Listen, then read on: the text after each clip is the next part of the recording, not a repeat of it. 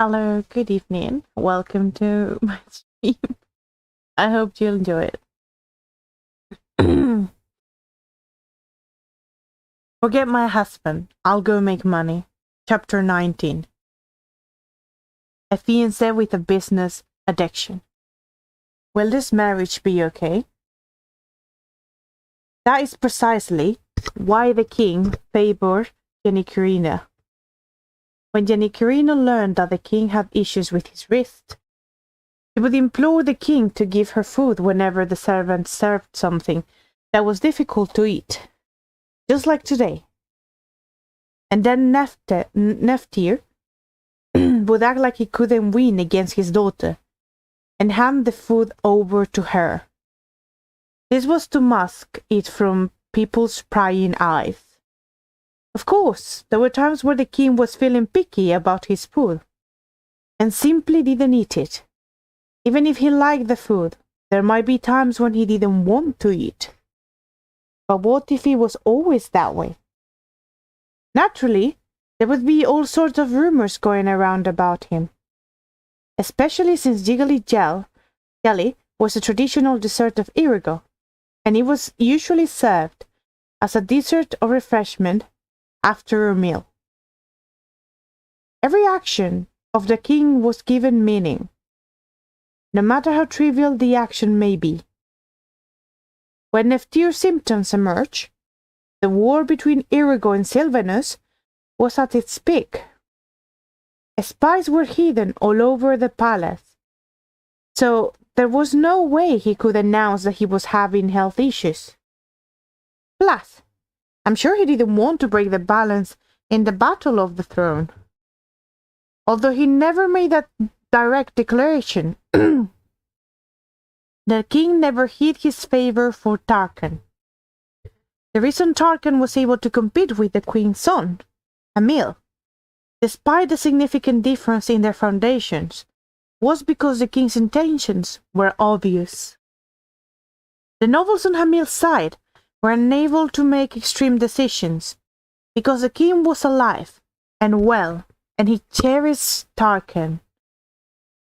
His pain was a minor illness that did not affect life. However, if rumors spread that the king had health issues, the battle in the fight for succession would be disrupted. And it was the point that Janikarina could use to benefit her brother Hamil. However, she did not tell anyone about it. Neither her mother, the queen, nor her biological brother, whom she loved and cared about so much. She simply feigned ignorance and behaved as if she was just acting cute to her father. But whenever Neftir encountered something that was difficult for him to eat, she ate it in his place. Janikarina was the most beloved princess in Irigo. The most common local gossip was that the king was eventually melted by the princess' charms. The most beloved daughter of the one who ruled over the vast plains. That sort of modifier was attached to Janikarina's name, and that soon became beneficial to Hamil as well. Gaining the king's favor provided aid to Hamil politically and even elevated his position externally. He did a wonderful job, really. I even want to applaud. Aristine looked at Janikarina and smiled. Janikarina returned the smile, but unlike the first time they met, her smile was stiff. But it will be bad if she grows careless, because she thinks everything has fallen into her hands. After eating all 7 jellies and rising his mouth with tea, Neftir finally opened his mouth to speak. I'm really pleased to have made the decision for this marriage. He muttered softly, but everyone in the room pricked up their ears to listen. Even the court ladies who were waiting on them. This tea time has been quite enjoyable thanks to the princess. so I shall return the favor as well. His satisfied gaze turned to Aristine. Rene, is there anything you want? The king called Aristine by her nickname, like he was calling one of his own daughters. Everyone was surprised, but Aristine was the most surprised. Her eyes, reminiscent of the dawning skies, shone brilliantly, and as bright as the dawning of the day. When she saw that expression, Karina ground her teeth. Why? How did it turn out like this? The only reason she asked for Aristine's audience to be granted was so that she could embarrass her in front of her royal father. She thought that would be very easy, and didn't expect any bumps in the road. After all, there were those rumors about Aristine, and she had even witnessed it herself. 3 people had even come to support her, thanks to her mother. They were here to compare Karina and Aristine with each other, while elevating Karina, and in the process, tear down Tarkan for his half-witted wife. However, what was the outcome? They lowered their favor with the king, and Aristine was the one who won favor instead. Soon enough, Aristine's lips parted.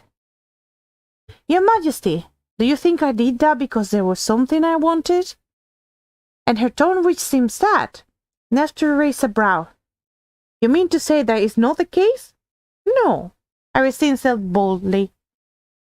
You're exactly right. There's something I want. At those words, Nephthyr's blue eyes widened in surprise. No one had ever said something like that to the king. Not even the queen, who had been with him since he was a crown prince, or his most beloved concubines, or his children who inherited his blood, or his trusted servants and warriors. Who would dare say to the king, "It was nice to you because I wanted something from you"?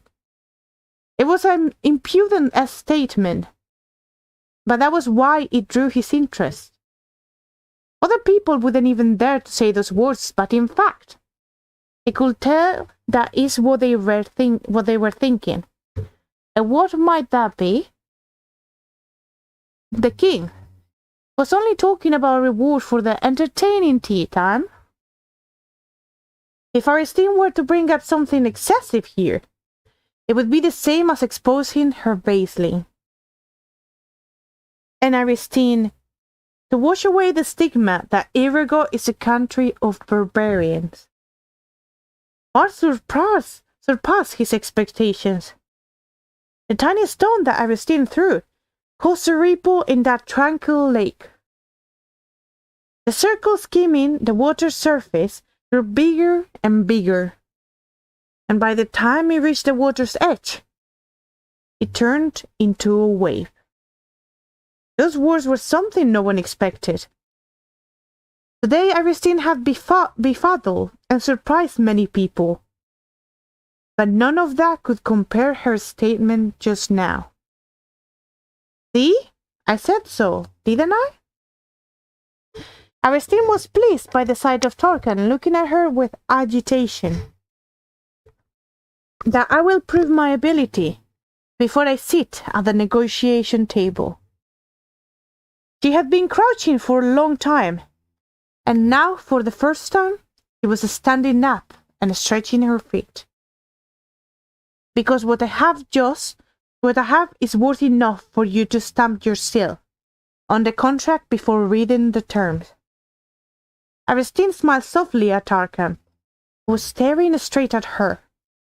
Her face glistened under the ray of the afternoon sun. That's the end of chapter 19. Chapter 20. Hasbanim. Part 1. Tarkan glanced at the top of Aristine's head, while she walked away, onwards without looking at him. She's completely different from earlier. When they were in the tea room a while ago with the king, she kept turning to look at him as if to say, "I'm good, aren't I? My ability is not bad, right? What do you think? You feel like teaming up with me now?" or at least that's what he could read from her gaze. But as soon as they left the tea room, she did not glance at him, even once. She still didn't look at him, even after they reached Tarquin's palace. I know what she wants. She wanted him to reach out to her first. She wanted Tarquin, who declared that she wouldn't be able to help him in any way, to ask for her help. A skewed smile rose onto Tarquin's face. Normally, he certainly wouldn't try to stop her from leaving.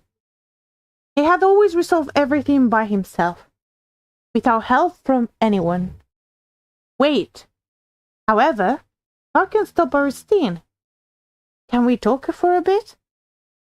Aristine looked up at Tarquin for a moment, then her eyes curved lazily. I'm a very busy woman. She was saying he should fret a little more. Tarquin couldn't help but chuckle for some reason. I only need a minute. It will be very quick. The purple eyes staring at him roll in a quiescence. As long as it's very quick. I'm busy, but I should allow it especially. Why? Thank you for that. And so, a tea table was prepared for the two of them. This was her third tea set in a row, but Aristine was definitely not tired of it. With the first tea, she only took a proper sip, and down the rest when it was cold because she was annoyed. The second time, she didn't even bring the teacup to her lips because she was busy feeding the king jelly. But she was inwardly happy about it. I admit it. Tarquin spoke as the court ladies were laying out the tea. Admit what? That you can help me. Oh my, Aristine smiled sweetly. Then her covered her mouth with a hand, as if to say, that is so unexpected. Made Tarquin's lips twitch. At the very least, it will be entertaining to watch you make a spectacle out of my siblings like you did today. Somehow, he didn't want to say what Aristine wanted him to say. There should be something else apart from that, shouldn't there? Perhaps. I wonder what that is. When he feigned ignorance, Aristine's lips tightened in a hard line. Do you not see what I can achieve? You heard me tell His Majesty what I wanted today, right? But how is that useful for me? To stabilize your support while you're away, perhaps. Don't things get messy because you're often away due to the demonic beasts? I can settle those things when I return. And I can stop the members of the royal family from attacking those under your wing without cause. They all know what they have to bear. Can you stop the other nobles from using that opportunity to push policies while you're away? I can deal with it later. Aristine's face was expressionless, but her gaze on him seemed to be scowling. She was definitely cursing him inside.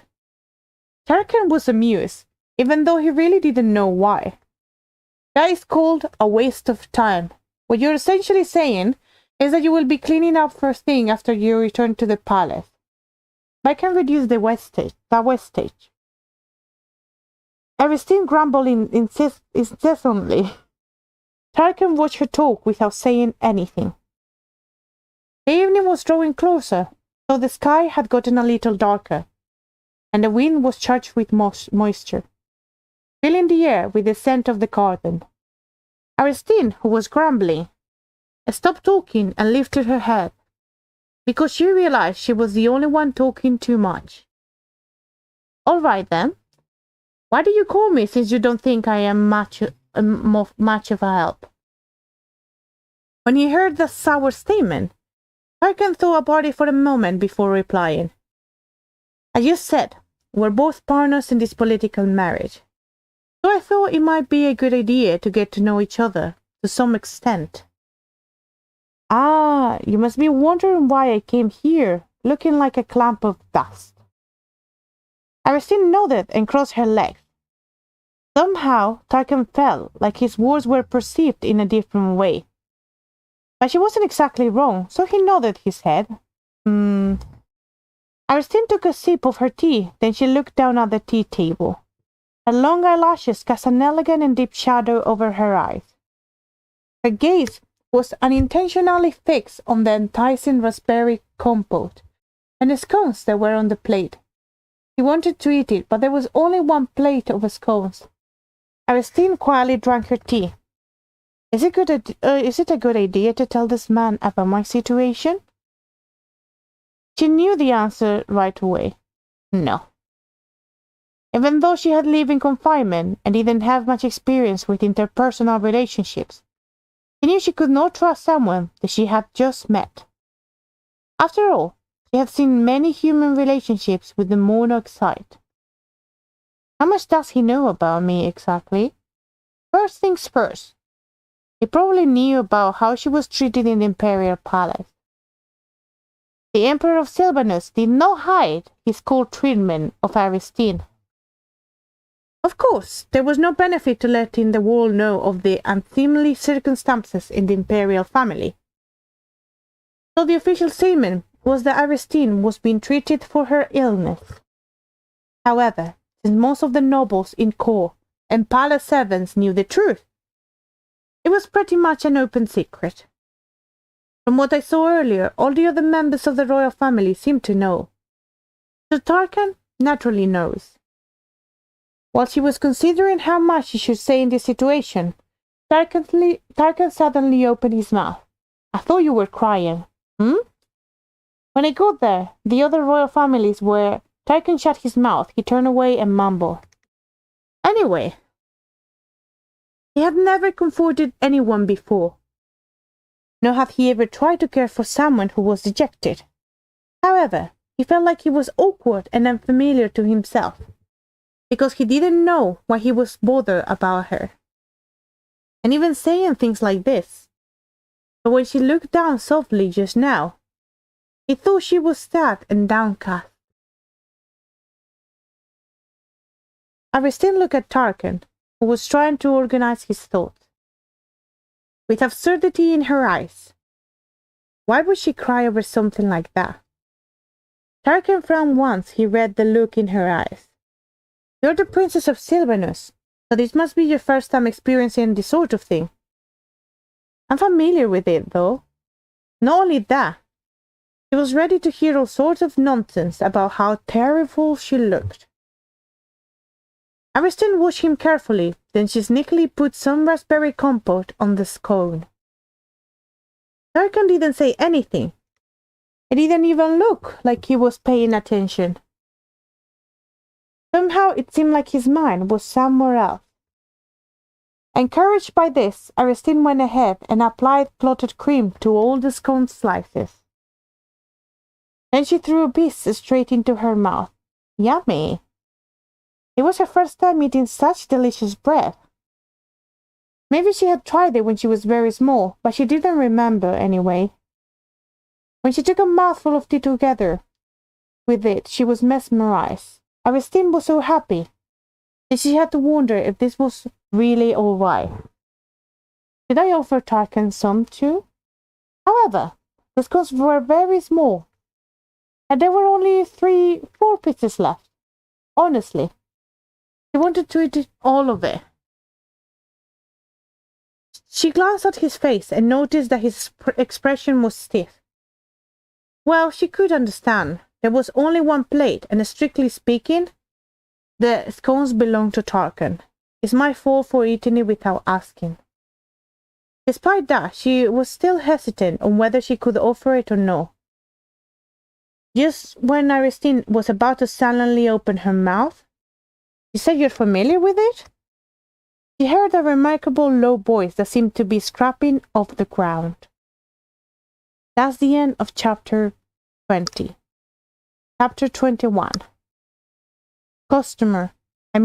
Husband name. Part 2. Tarkan's eyes were sharp. Huh? You don't know? Aristine asked, half in disbelief. How can he not know I was confined? Apparently Irigo's intelligence network was not as good as she thought. No. There's certainly no in Irigo. As you see this, as Tarkan not knowing, no Irigo. And it was obvious why he didn't know. Because he's not interested in me, in the person who will become his bride. It was an extreme lack of interest at that. As her thoughts went in that direction, she was reminded of what she saw on the water surface earlier. Do you like the princess, perhaps?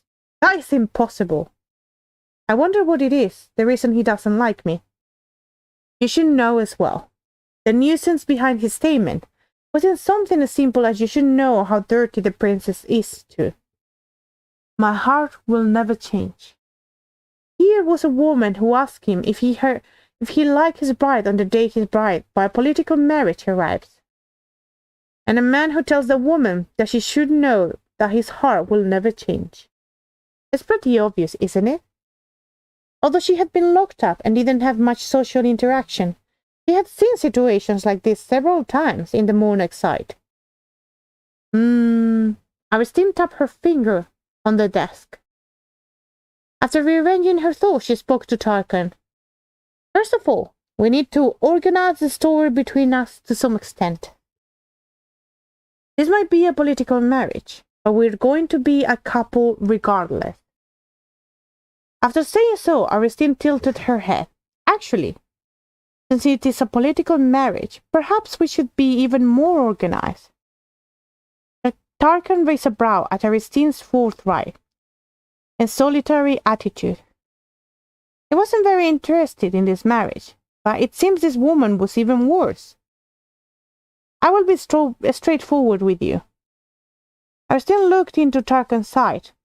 The air warmed by the afternoon sun slowly blended in with her gaze. She purposefully flashed a smile. Your Highness Tarkan, do you want war? What? Tarkan was dumbfounded and stared at Aristine. He just met this woman today. She had managed to make him dumbfounded several times.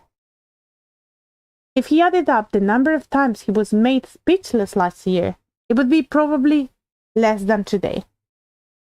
Aristine stared at him without a flicker in her eyes. A calm gaze was neither light nor heavy. Tarkan had no choice but to realize that his wife was not a flower raised in a greenhouse. She was not saying such absurd words without thinking. Tarkan's face grew serious. There might be someone who won war. He laid in a low voice. His golden eyes were piercing like that of a beast shining in the dark. But I'm not one of them. Aristine was silent. At some point, the smile on her face had disappeared. The smile was beautiful, but it also felt artificial in comparison. Why did he feel like her expressionless face was actually more natural? Tarkan subconsciously thought that while staring at Aristine's beautiful face, which looked like it had been carefully sculpted by the god, he himself didn't even realize that this was the first time he had such doubts about someone's expression, in a time that felt both long and short. But the two of them stared at each other without saying anything. Although they didn't speak, there was certainly a kind of exchange between the two. Then Aristine spoke first, breaking the strange confrontation. Fair enough. It was a very dull conclusion. Why do you ask that question? Because the easiest way to start a war is by killing me. Tarkan paused when he was hit with those sharp words. But Aristine looked like nothing happened. Of course I do not want to die, she said while applying blueberry compote and clotted cream to her scones. Maybe it was just his imagination, but Tarkan felt like Aristine was studying him before applying the cream. And if you do not want a war either, then I have to leave. What do you think? Don't our interests align? Her attitude was so light-hearted that it was hard to believe she was talking about her own life. At least in Tarkan's eyes, Aristine didn't seem to regard her life very seriously. She said she wanted to leave, but she was treating her life like a piece of copper. Just what is it with this woman? Am I wrong? Aristine pressed Tarkan when he didn't reply. Tarkan pushed down his thoughts about her that were wandering. Right now she was telling him something important, and since that was the case, he had to consider it seriously well. How do I trust you? It's very common to say such things to reassure people, while cooking up something else behind the scenes. Tarkan looked straight at Aristine and continued. A war can be triggered in more ways than that. Despite his rebuttal, a faint sense of satisfaction arose in Aristine's eyes. She was happy that her prospective husband was not an idiot who only looked good on the outside. You're right. I can steal secrets here and send them to Sylvanus, or I can secretly meet with the Irgonians who won war. Or, Aristine picked up the butter knife and pointed at the Tarkan. I can kill you. Then she brought it to her neck and made the slice in motion. Tarkan raised a brow, but didn't respond. Somehow, the image of her looking straight at him with provocation wasn't too bad. As I said before, I do not want to die. If I kill someone here, I will end up dying too, so why would I do that? Aristine said while putting down the butter knife. Besides, I do not like Sylvanus enough to go through the trouble of being a spy. Aristine mulled over the information she could talk about for a moment, then she opened her mouth. It was something Tarkan would learn about anyway.